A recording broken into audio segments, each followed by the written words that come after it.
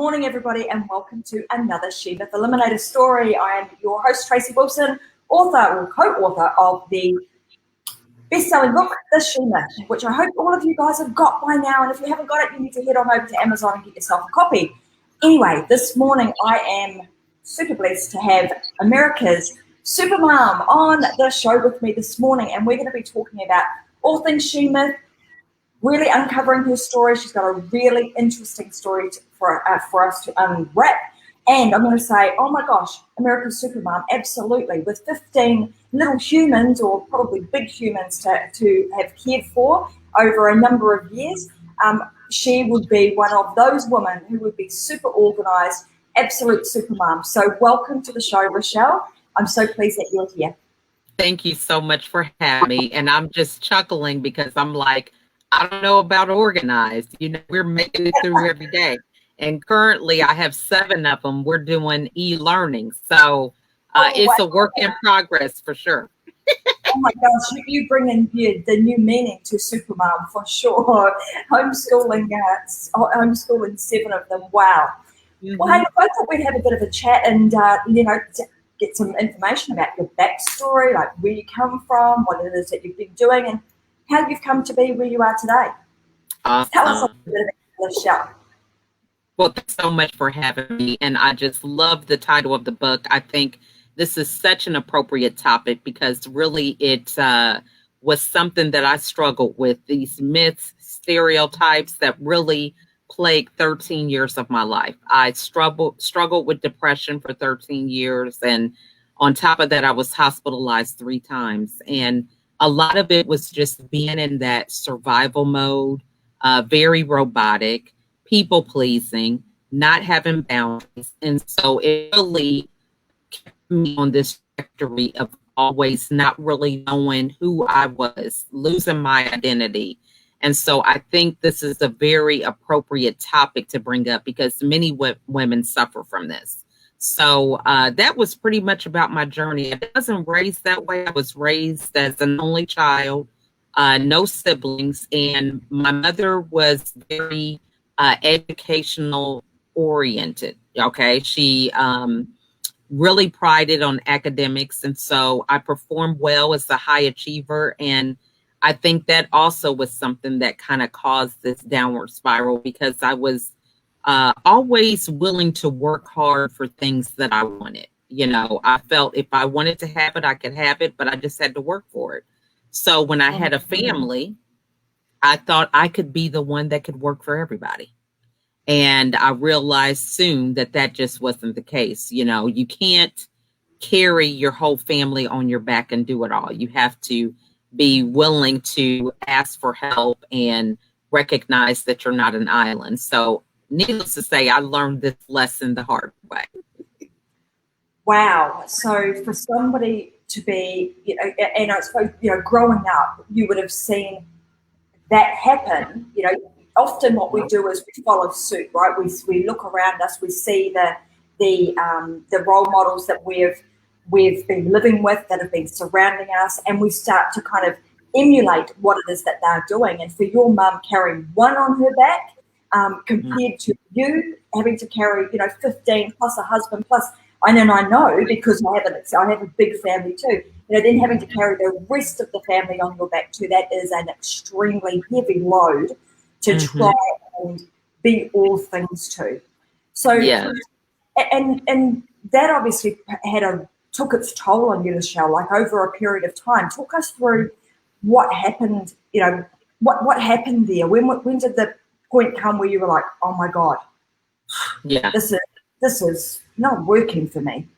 So true. And I think really the thing that makes me so passionate about it today is I didn't see the signs. For me, depression, I thought, was staying in the bed, not being motivated, not doing anything. So when I am running my kids to school, taking them to soccer, going on field trips, being a part of PTA, doing all these different activities, I thought, depression, it wasn't even on my radar. So each of the times that I was hospitalized, my husband sought intervention for me. It wasn't until after my 3rd hospitalization that I just began to have this awareness that, okay, this is a pattern, and I didn't really want another hospitalization to occur. So it was at that point that I really did a deep dive within and said, you know what, I have to figure this out. I have to do something different. And it was at that point that I took accountability for my own decisions and realized that I had to empower myself to do something different in order to make a change. So it was at that point that I created a strategy that I call Fresh Start. And it's an acronym for 5 areas that help me overcome that depression, but more importantly, maintain a life depression free. And so that really was the catalyst that got me into being a lifestyle designer. I call that for the role that I play in the lives of other women to help them find their voice and craft a life around what it is that they desire for themselves.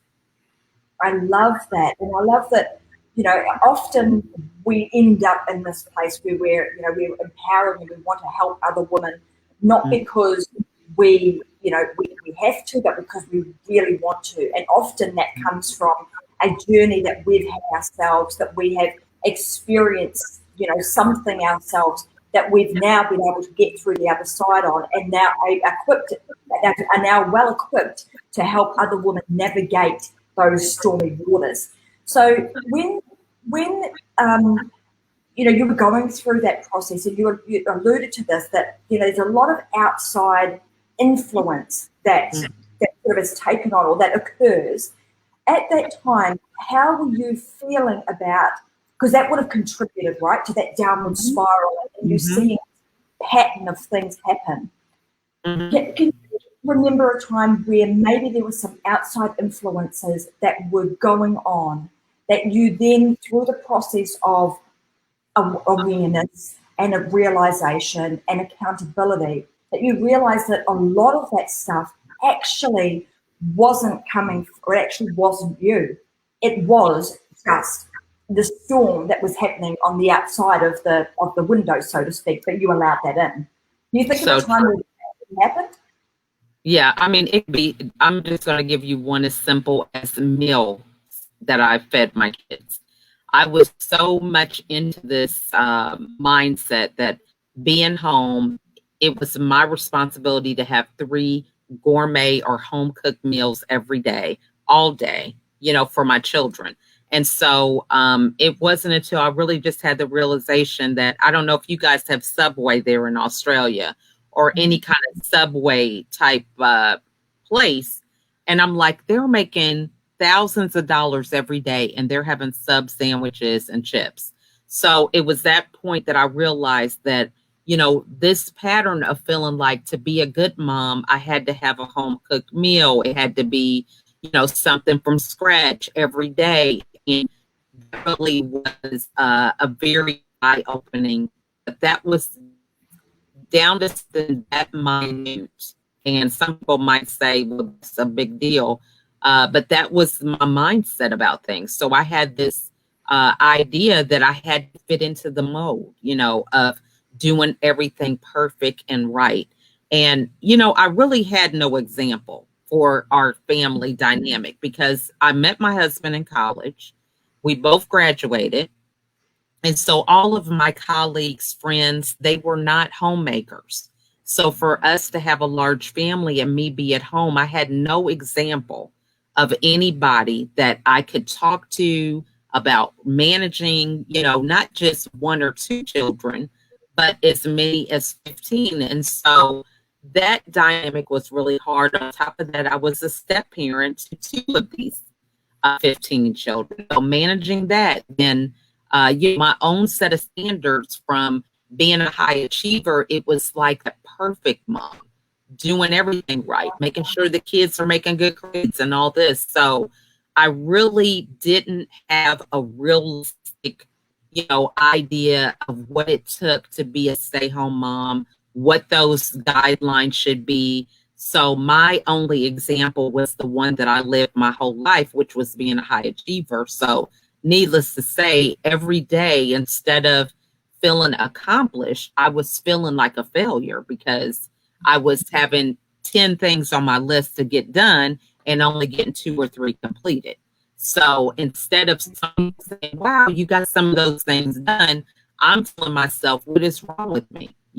I have been a high achiever all these years. Why can't I get all this done? So when other people on the outside are thinking everything is great, I'm looking at myself and saying that I'm a failure. Isn't that, it's an interesting thing, because I think as women, particularly when you are a high achiever and you are a go-getter, somebody who wants to continuously improve, when you have that innately inside of you, you do tend to look at those things in that manner, right? We're looking at, okay, well, for me to be successful, because we've conjured up this idea of what success looks like to us in our head. 15 children, I've got to cook, their meals, and they must be gourmet style meals for the and I come and live in your house, by the way, but gourmet style meals, 3 times a day, washing done, house in order, the perfect, and I put in, inverted commas here, the perfect mum, which realistically doesn't exist. So we start to create these non-realistic expectations of ourselves that we can actually never live up to. And so I love the fact that you've gone through that, and then you realize that's the case. This is what the heck am I doing to myself? I'm like allowing myself to almost self-sabotage every single day, and then put myself in a boxing ring and beat myself up because I haven't lived up to these crazy expectations that I've created on myself. So then all right, hang on a minute, this has happened as a pattern, and I'm ending up, I'm repeating this pattern over and over again, and I'm ending up here, which is in hospital, which is not where I want to be. Yes. It was that moment of, now I've got to change. Talk me through that, like moment of, hang on, this, realization, I've got to change. What did you do? So the first thing was I really did some self-reflection. That was huge because so many days it was just survival mode. So having the space to even think, to even process, how did the day go? What would be a logical thing to do? Just going back, usually during that whole time frame, I would be sleeping like 3 to 4 hours a night, period. I'm nursing kids. I'm up in the middle of the night because some of them have a night terror. So it was a continuous cycle of sleep deprivation. So that's a little background with that. So we already know what that can do.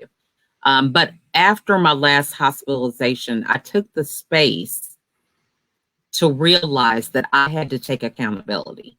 So I have been in this place of blaming my husband, my kids, and circumstances that I just had this point to say, you know what, I got to put myself in control here. Regardless of how it happened, I just really had to take ownership. And so it was at that point that I got off social media and I really stopped watching the news and other things that were kind of like voices talking to me or standards or opinions. And I just got quiet with me to really find my own voice, which I knew was there. So during that time was when I really began to think and question everything. So I'm still on that journey of really not taking things at face value, but questioning, why am I doing this? Am I making 3 square meals because I feel like I have to do it, or is this something I want to do? So I started questioning myself about everything that I thought I had to do or wanted to do to find out if it was really my voice or if it was society's voice or my husband's voice or my kid's voice. And I'm still on that journey today. And so during that process, I realized that I wanted to accept how things were and I had to forgive myself. So many people talk about, forgiving family members and, different things that happen, but I had to forgive myself because, that time that I was dealing with that depression, those were the times that I would be like, oh, you know what? I'm not going to argue with my husband. I don't want it to get bigger than what it is. I'm just going to ignore this. It's going to work out. I'm just going to take it for the team, or it's really not that big of a deal. I'm making it a bigger deal than what it is. So I was burying my voice every time that happened. And so I think just the realization that, I was doing this to myself. I wasn't speaking up for me,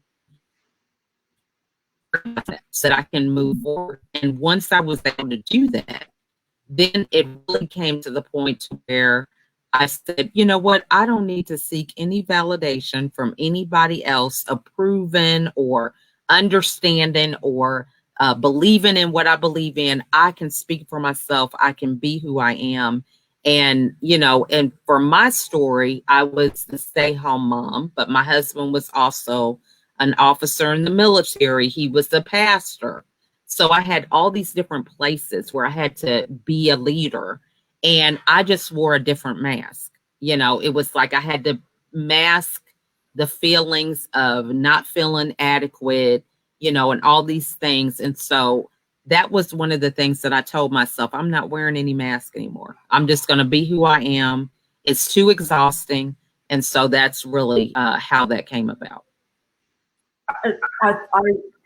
I take my hat off to you, and I applaud you for actually taking ownership and realizing that that was the case, because you and only you have been the person who made the decision to make a change in your life and are now at the point that you're at now. And you realized back then that you were the only person that could do that. And I think often, we go through life, we start to take on board all the judgments, the stereotypes, the negative words, etc., from an outside forces.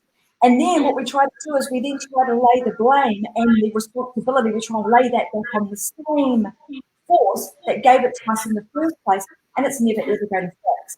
And so until that moment we realise that, okay, hang on a minute, there's one person in this entire equation here that can make the difference, and it's me, because I'm the person that can be in control. It's actually taking that control back as the strong woman that you were, and then making those changes. And as you say, it doesn't happen overnight. It's subtle changes, day by day, recognizing, sitting quiet, listening to oneself, turning off the television. All of those little things that you did start to add up to being, big changes, and become, instead of being changes, they become transformation. So I want to applaud you for doing what you're doing, and say thank you for now giving back to other women who have been in similar situations, who are in similar situations to you now. They're in the weeds, they're in the dark, and they're not, right now, they're feeling like they can't see the light. And the light is with you. You've been there, you've done that, you're now in the light, you can actually show them the way. And I love to hear other women doing this stuff that helps other women rise. So congratulations and thank you for doing that. The last question for you today, LaChelle, is on that note, what piece of advice would you give to other women, particularly those who are feeling like we're in a similar situation to you? They might be feeling like that, now I'm feeling like I'm inadequate. I'm not doing all the things that I need to be doing. I've created this world of expectations for myself. What advice would you give to them? Yeah, the first thing is remembering that you're not an island. Okay. So during the pandemic, I was able to be a part of a book collaborative. This is a global project. It's Inspirational Women of the World. And not only are we working to spread the inspirational stories about our own journeys, but I was the only one from the United States that collaborated on this project. And all the stories are about us shedding light on adversity and obstacles that we overcame. One thing about that being so special to me, not just during a global pandemic that I have something physically to remind myself of, but it really was a big step of getting out of the mindset that I had to get the credit for everything. Oftentimes we have a story of overcoming. It's like, man, I just want to tell my story, and I'm not minimizing those that do. But in my case, I had to do a collaborative. And if I was so concerned about the book just having my name on it, it would still be in this computer. So I think it's really important to remember that, it's okay to connect with the tribe. It's okay to have a group that can support you during some of these things, because that's what's important, is to get the message out. The next thing is I created a S.M.I.L.E for Wellness movement. And S.M.I.L.E is an acronym to remind us to check in with ourselves daily about our mental wellness. So I wanted something to where women can be proactive and see the signs instead of being reactive. So S.M.I.L.E is an acronym. The Sure. The S stands for sleep. So you want to make sure that you're getting good sleep, 8 hours a night. The next one is your mood.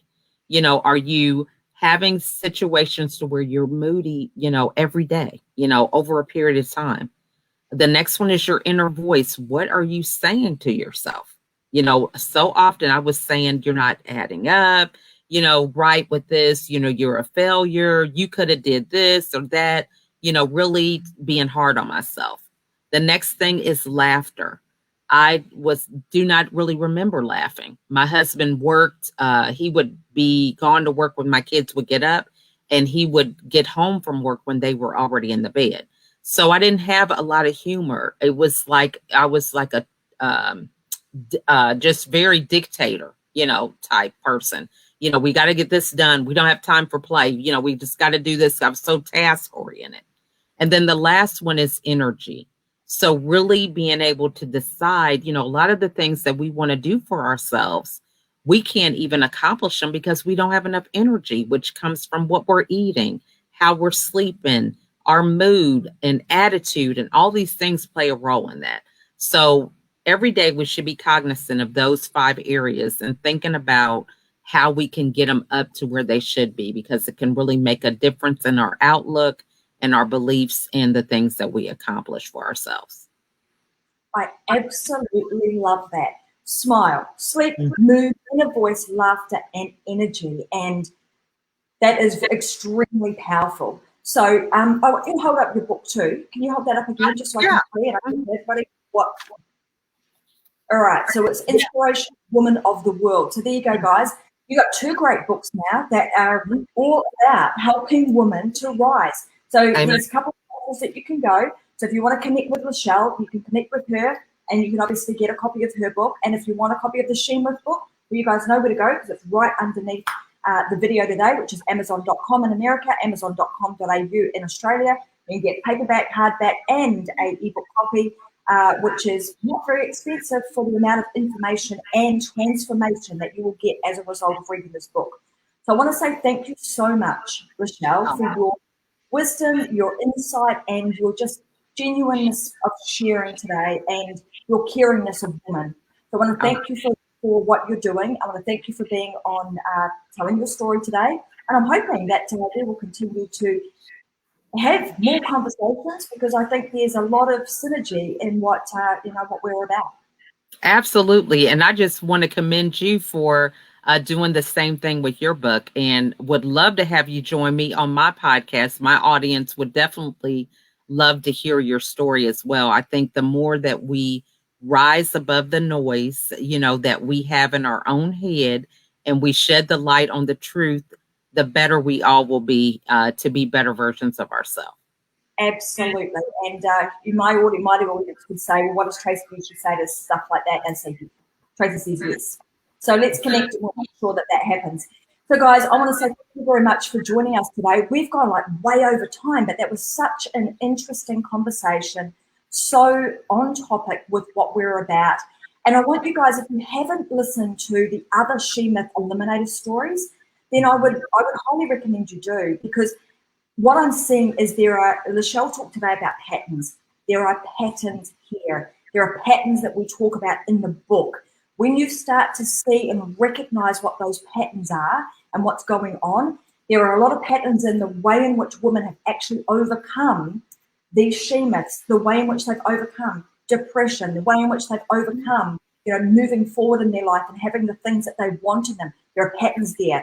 So I want you to go back and I want you to listen to these stories and just start making notes, because I'm doing the same thing, and I'm hearing and seeing these women have very specific things that they are doing to help themselves move forward into a space that they, into a world and a life that they actually create on purpose. So I want to make sure that you guys actually pick that up as you're listening to the Eliminator stories. So that being said, you know where to get a copy of the book. And for those of you that've got any questions, go to the She-Myth launch. So the She-Myth book launch group, and we'll be able to answer any questions that you guys have got about the book, or just in life in general, about how we can rise as women, how you can stand up, stand firm, and stand out as a woman in the world of business. So make sure that you head on over to the She-Myth book launch group, and we'll connect there. But for now, I want to say thank you very much, and I'll see you guys back again tomorrow with another She-Myth Eliminator story right here on the same channel, 8 a.m. Brisbane time. So bye for now. Thanks very much, LaChelle. Great to have you here. Oh, thank you. Bye.